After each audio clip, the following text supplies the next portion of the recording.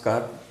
आज हम कक्षा 12 कला वर्ग के राजनीति विज्ञान विषय के अंदर खंड बे के अंदर भारत के संविधान के बारे में देखेंगे। सबसे पहले हम संविधान किसी भी देश में शासन व्यवस्था को संचालन करने के लिए जो नियम व कानूनों का जो संग्रह होता है उसको हम साधारण भाषा में संविधान कहते हैं। ये तो हो गई संविधान। इस पाठ के अंदर हम भारतीय संविधान की विशेषताओं के बारे में देखेंगे। तो विशेषताएं देखने से पहले भारतीय संविधान की कुछ सामान्य जो संवैधानिक विकास क्रम रहा है उसके बारे में कुछ मुख्य बातें देखेंगे। जैसे सर्वप्रथम 1895 में बाल गंगाधर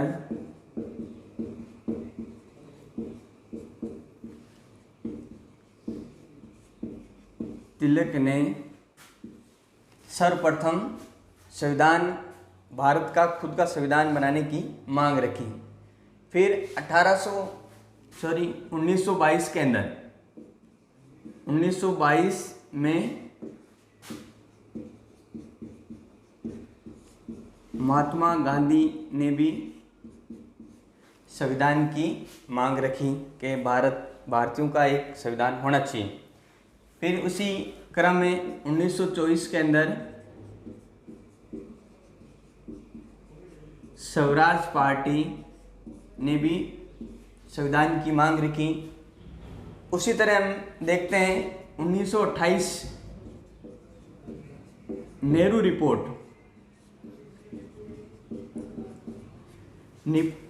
रिपोर्ट के अंदर भी भारतीय संविधान की मांग रखी। अंततः 1946 कैबिनेट मिशन के तहत भारतीय संविधान सभा का गठन हुआ। 1946 के अंदर कैबिनेट मिशन योजना के तहत भारतीय संविधान सभा का गठन हुआ। अब हमारे सामने कई ऐसे सवाल भी निकलते हैं कि भारत का जो संविधान है किसने बनाया। तो भारत का संविधान भारतीय संविधान सभा ने बनाया।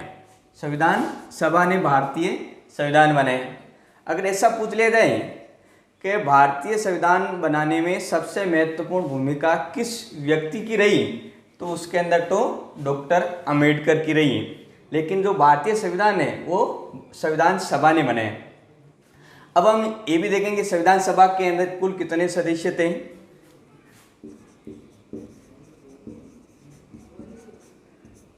संविधान सभा के अंदर 389 सदस्य रखे गए। वो सांप्रदायिक प्रणाली के आधार पर इन सीटों का बंटवारा हुआ। इन 389 के अंदर 292 तो प्रांतों से, 4 चीफ कमिश्नर क्षेत्र,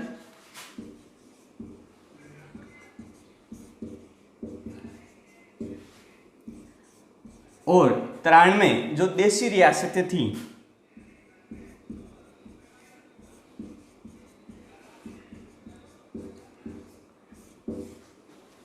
यानी 93 तो देशी रियासतों द्वारा जो सदस्य नियुक्त करने थे, 4 चीफ कमिश्नर क्षेत्र के और 200 प्रांतों से। ये कुल 389 तय किए गए संविधान सभा के सदस्य। अब हम देखेंगे जो संविधान सभा है,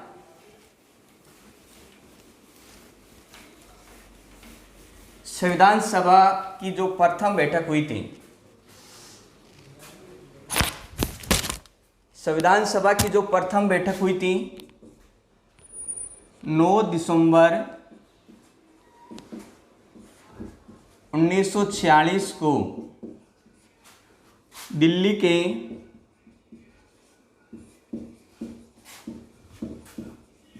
केंद्रीय भवन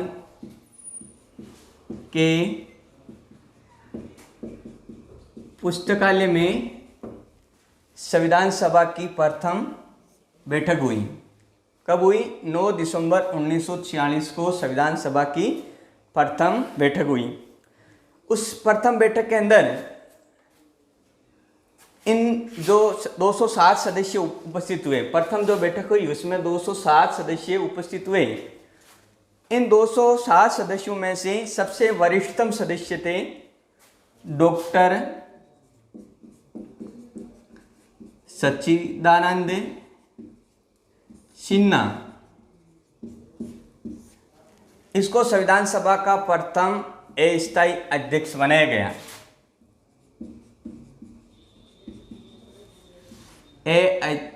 अस्थायी अध्यक्ष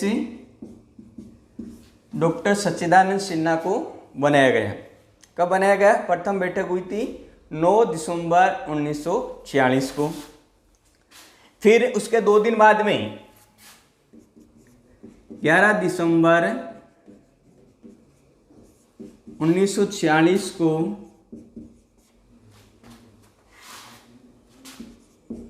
डॉक्टर राजेंद्र प्रसाद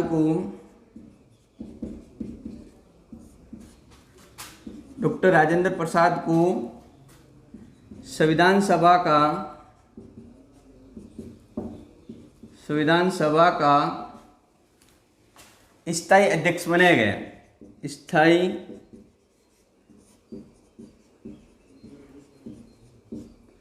अध्यक्ष बनाया गया।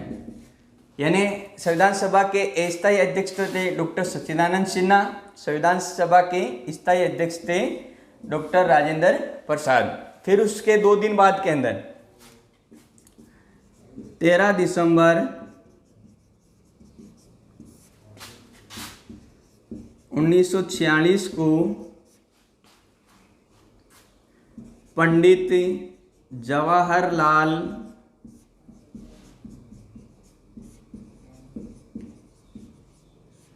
नेहरू ने उद्देश्य प्रस्ताव रखा।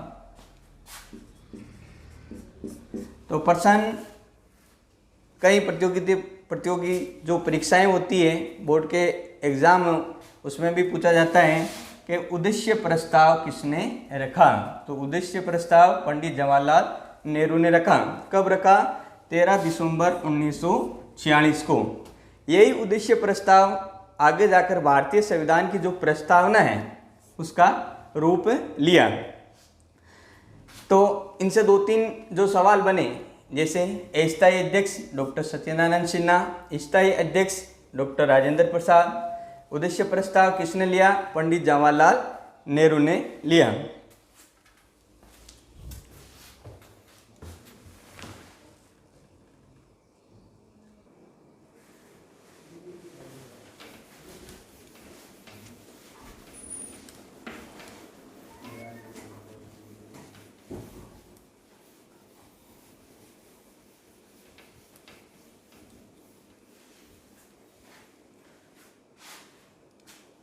अब हम संविधान की कुछ और बातें देखते हैं। घटनाक्रम। अब जब प्रथम बैठक तो हुई तो 9 दिसंबर 1946 को, और इसकी जो अंतिम बैठक है वो हुई थी 24 जनवरी 1950 को। अंतिम बैठक प्रथम तो हुई 9 दिसंबर को, अंतिम बैठक संविधान सभा की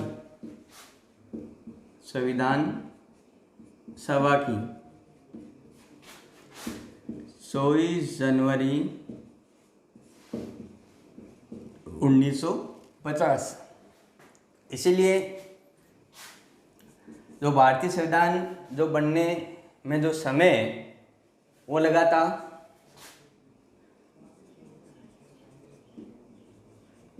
संविधान बनने में समय लगा था 2 वर्ष 11 माह 18 दिन, यानी लगभग 3 साल के करीब समय लगा भारतीय संविधान बनने में। वैसे तो भारत का जो संविधान है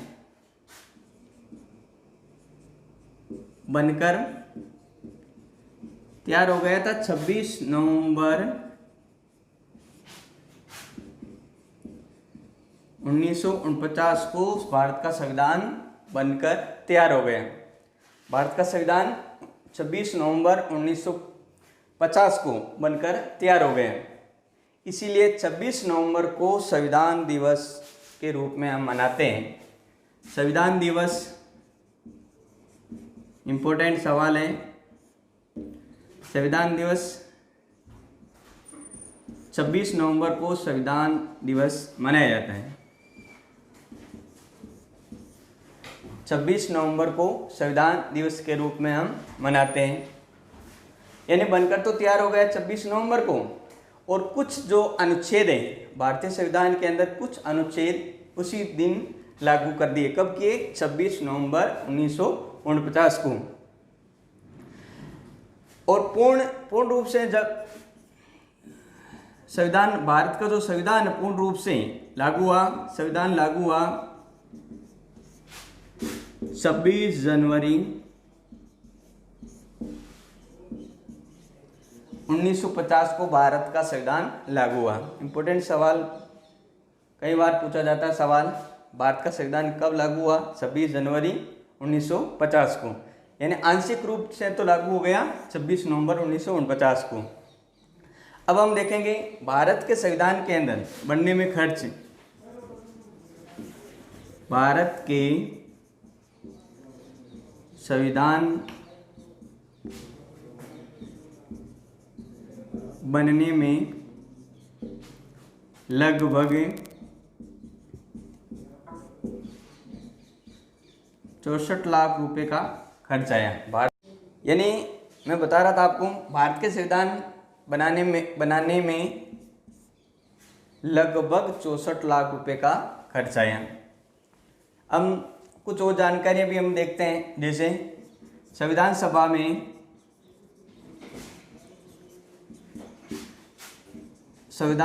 में महिलाओं की संख्या 12 थी। यानी संविधान जो सभा है उसके अंदर महिलाओं की संख्या 12 थी। अब हम ये भी देखेंगे संविधान सभा के कुछ महत्वपूर्ण कार्य हैं। उस संविधान सभा ने कुछ और भी साथ साथ के अंदर महत्वपूर्ण कार्य किए, जैसे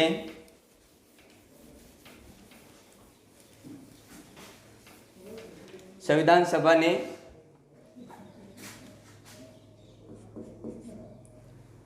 उन्नीस के अंदर भारत को राष्ट्रमंडल जो देश हैं उसके अंदर सदस्यता दिलवाई। ये भी संविधान सभा की नहीं दिलवाई। 22 जुलाई 1947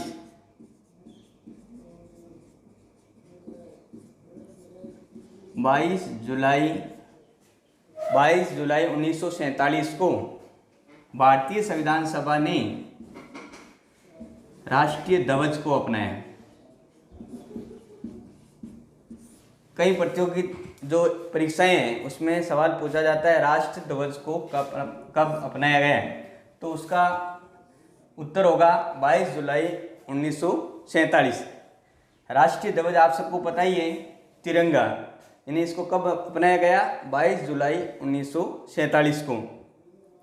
इसी तरह 24 जनवरी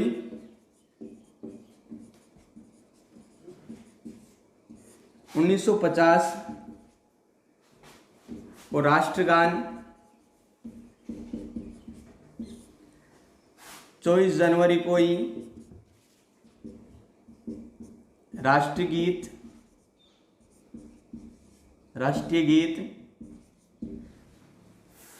24 जनवरी को ही भारत के प्रथम राष्ट्रपति के रूप में डॉक्टर राजेंद्र प्रसाद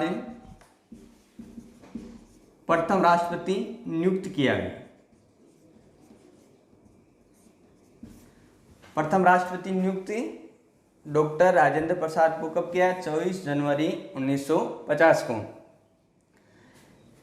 अब हम जो कक्षा 12 के जो पाठ हैं भारत की संविधान की विशेषताएं, वो हम एक एक करके देखेंगे। भारतीय संविधान की विशेषताएं देखेंगे। सबसे पहले हम देखेंगे संविधान की विशेषताएं। भारतीय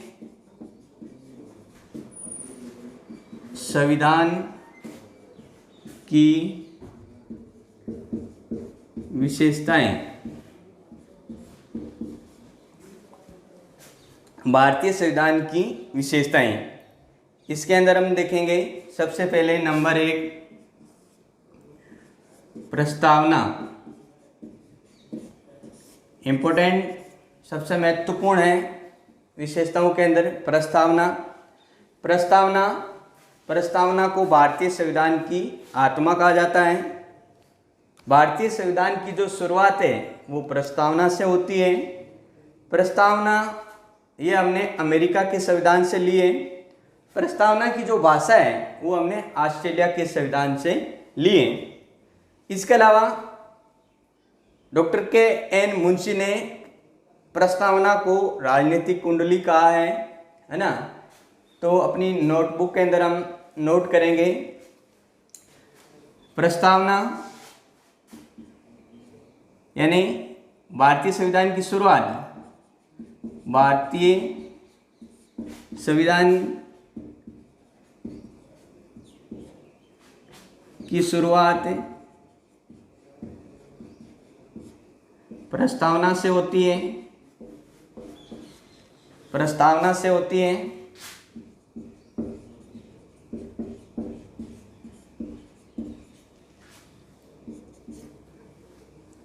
प्रस्तावना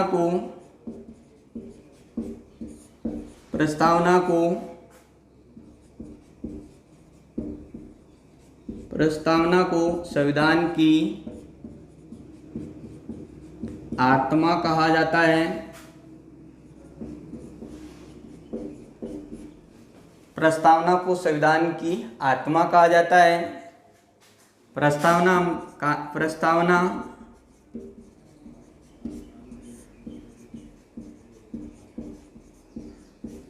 अमेरिका के संविधान से लिए।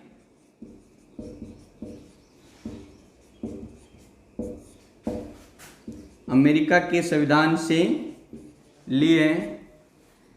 प्रस्तावना की जो भाषा है, इंपॉर्टेंट सवाल पूछा जाता है कई बार।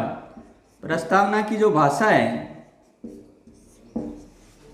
प्रस्तावना की भाषा ये हमने ऑस्ट्रेलिया के संविधान से लिए। ऑस्ट्रेलिया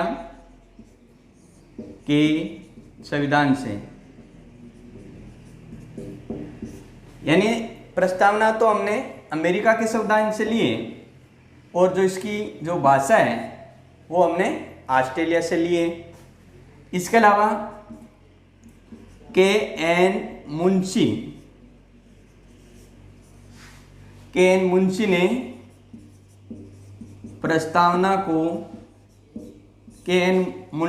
प्रस्तावना को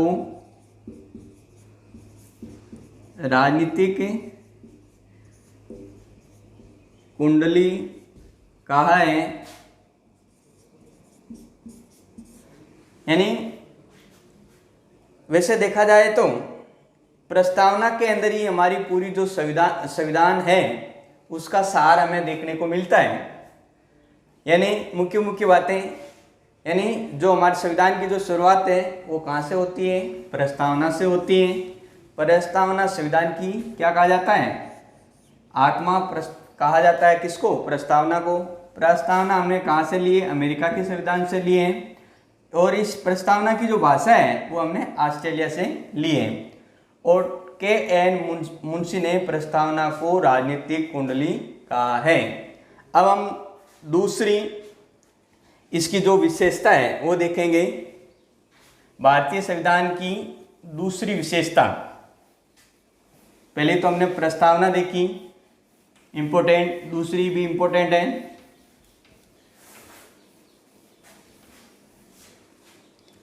संपूर्ण प्रभुत्व संपन्न संविधान। नंबर 2, संपूर्ण प्रभुत्व संपन्न संविधान।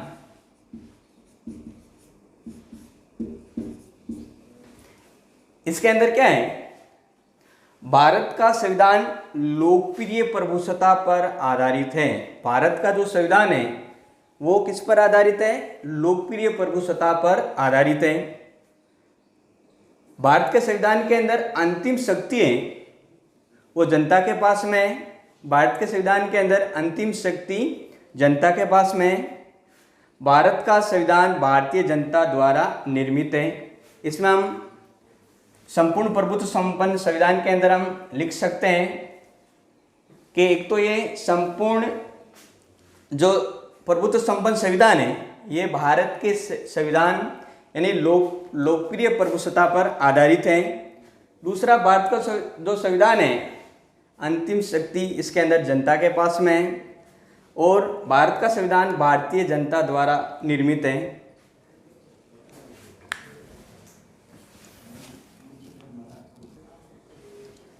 अभी तक हमने भारतीय संविधान की 2 विशेषताएं देखी। तीसरी विशेषताएं हम देखेंगे। हम भारतीय संविधान की विशेषता तीसरी विशेषता है, भारत का जो संविधान है विश्व के अंदर सबसे बड़ा संविधान है। विश्व का सबसे बड़ा संविधान, विश्व का सबसे बड़ा संविधान है। भारतीय संविधान की जो तीसरी जो महत्वपूर्ण जो विशेषता है कि भारत का जो संविधान है विश्व के अंदर सबसे बड़ा है। क्यों है? क्योंकि थोड़ी जानकारी बता देता हूँ आपको मैं। अमेरिका के संविधान के अंदर केवल 7 अनुच्छेद हैं। अमेरिका के संविधान के अंदर केवल 7 अनुच्छेद हैं, जबकि कनाडा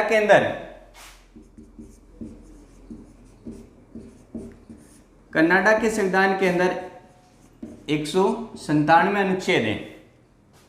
इसी तरह ऑस्ट्रेलिया के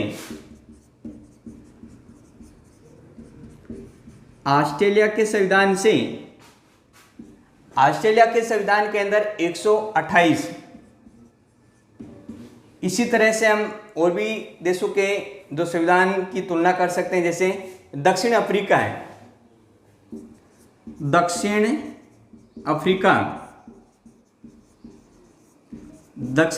है, वहाँ के संविधान के अंदर कुल 153 अनुच्छेद हैं। यानी भारत का जो संविधान है विश्व के अंदर सबसे बड़ा क्यों है? क्योंकि अमेरिका के संविधान के अंदर केवल 7 अनुच्छेद हैं, कनाडा के अंदर 197, ऑस्ट्रेलिया के संविधान के अंदर 128 अनुच्छेद हैं और दक्षिण अफ्रीका के संविधान के अंदर 153 अनुच्छेद हैं। अब हम भारत के संविधान की जानकारी देखेंगे। भारत के संविधान के अंदर 395 अनुच्छेद, 22 भाग और 12 अनुसूचियां हैं। हालांकि मूल संविधान के अंदर 8 अनुसूचियां थी, बाद में ये 4 जोड़ी गई। वर्तमान में 12 अनुसूचियां हैं। इसलिए भारतीय संविधान को विश्व के अंदर सबसे बड़ा जो संविधान माना जाता है, क्योंकि इतने ज़्यादा अनुच्छेद यानी 395 अनुच्छेद, 22 भाग और 12 अनुसूचियां किसी दूसरे देश के अंदर नहीं है। ये हमारी तीसरी विशेषता हो गई। अब हम देखेंगे चौथी विशेषता। भारतीय संविधान की मुख्य विशेषताओं के बारे में हम देख रहे हैं। उसके अंदर चौथी विशेषता देखेंगे हम। चौथी विशेषता है लिखित व निर्मित संविधान। लिखित व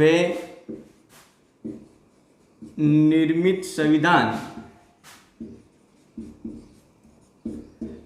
भारत का जो संविधान है वो कैसा है? लिखित संविधान है। आपने देखा होगा कई देशों के अंदर अलिखित यानी मौखिक संविधान है, जैसे ब्रिटेन के अंदर वहाँ पर लिखित संविधान नहीं है, जबकि भारत के अंदर लिखित संविधान है। अब मैंने पहले भी बताया, आपसे ये प्रश्न पूछ लिया जाए कि भारत का संविधान किसने बनाया, तो उसका सटीक उत्तर यही होगा, भारत का संविधान संविधान सभा ने बनाया। अगर ऐसा प्रश्न पूछ लिया जाए आपसे कि भारतीय संविधान को बनाने में सबसे महत्वपूर्ण भूमिका किसकी रही, तो उसका उत्तर होगा डॉक्टर भीमराव अंबेडकर। तो अब हम देखेंगे लिखित व निर्मित संविधान के अंदर, एक तो ये संविधान सभा द्वारा निर्मित है, संविधान सभा द्वारा निर्मित, संविधान सभा द्वारा निर्मित यानी भारत का संविधान किसने बनाया? संविधान सभा ने बनाया। इसका लिखित है, निर्मित है, क्योंकि आपको मैंने पहले भी बताया भारत का संविधान जो लिखने में बनाने में कितना समय लगा, 2 वर्ष 11 माह 18 दिन।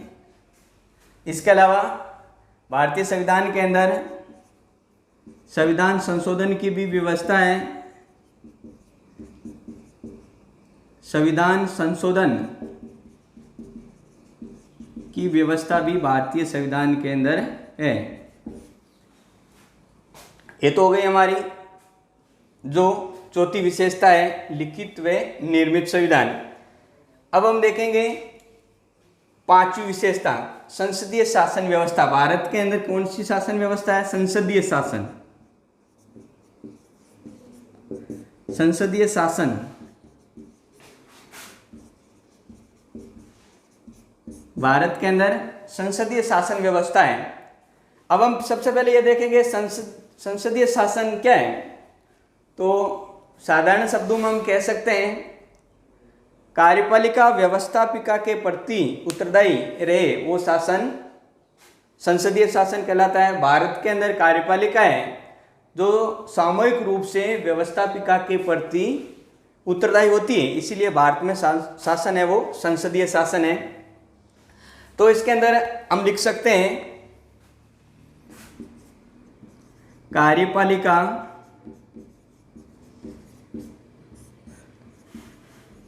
व्यवस्थापिका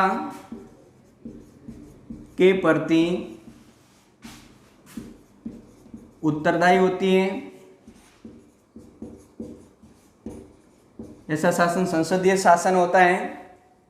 संसदीय शासन के अंदर संवैधानिक प्रमुख राष्ट्रपति होता है। संवैधानिक प्रमुख राष्ट्रपति होता है, जबकि वास्तविक प्रमुख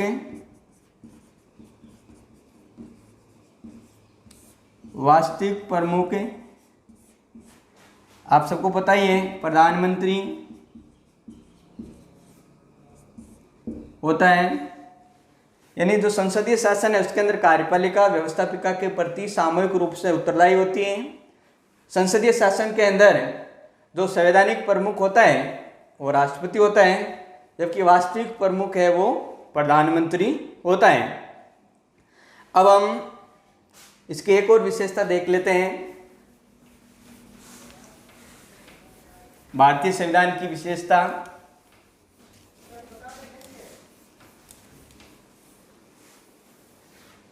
नंबर 6, मौलिक अधिकार व कर्तव्य।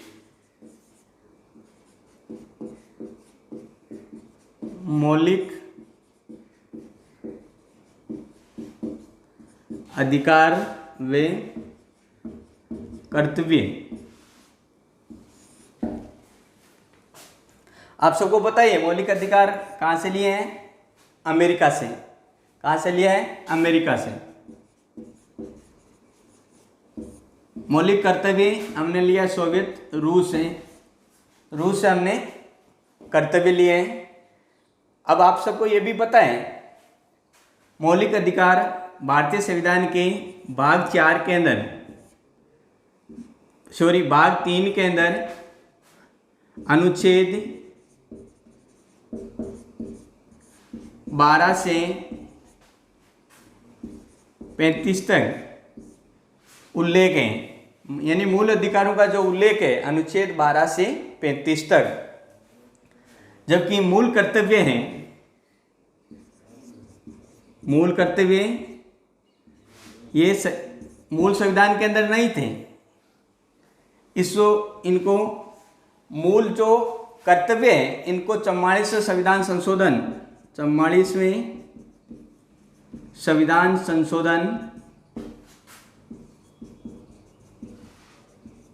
1978 को जोड़े गए। यानी मूल कर्तव्य कब जोड़े गए? 1978 के अंदर 44वें संविधान संशोधन के अंदर, यानी मूल संविधान के अंदर कर्तव्यों का कोई उल्लेख नहीं था। 1978 के अंदर 10 मूल कर्तव्य जोड़े गए, 11वां बाद में और जोड़ा गया। ये तो हो गया मूल कर्तव्यों के बारे में। वर्तमान में जो मूल कर्तव्यों की जो संख्या है, मूल कर्तव्य 11 है। ये तो गए कर्तव्य। मौलिक जो अधिकार है, मूल अधिकार है, वो मूल संविधान के अंदर तो थे। जब संविधान बना उस समय जो मूल अधिकार है उनकी संख्या थी 60। वर्तमान में जो मूल अधिकारों की संख्या है वर्तमान के अंदर वो अच्छे, यानी जो 7वां जो मूल अधिकार है इसको 44वें संविधान संशोधन 1978 के तहत हटाकर इसको कानूनी अधिकार बना दिया गया और अनुच्छेद 300 के अंदर इसको जोड़ दिया गया। ये हमारी चौथी विशेषता हो गई भारतीय संविधान की, मौलिक अधिकार व कर्तव्य। अभी तक हमने भारतीय संविधान की जो सामान्य जो जानकारी देखी, उसकी जो बनने की जो प्रक्रिया है, जो भूमिका है वो देखी हमने। और कुल भारतीय संविधान की अब तक हमने 6 जो विशेषताएं हैं उसका भी अध्ययन किया। अगली जो विशेषता हम अगले कालांश के अंदर देखेंगे। धन्यवाद।